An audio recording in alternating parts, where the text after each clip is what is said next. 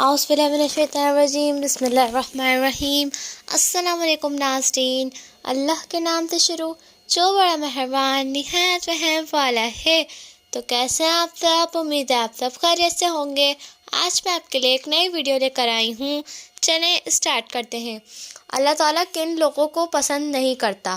پہلا، فساد پھیلانے والوں کو، دوسرا ظلم کرنے والوں کو، تیسرا حد سے تجاوز کرنے والوں کو، چوتھا تکبر کرنے والوں کو اور شیخی خور لوگوں کو، پانچواں اسراف کرنے والے کو، چھٹا خیانت کرنے والوں کو، ساتواں بد عہدی کرنے والوں کو، آٹھواں گھمنڈ کرنے والوں کو، نواں ناشکری اور گناہ کرنے والوں کو، دسواں اترانے والوں کو۔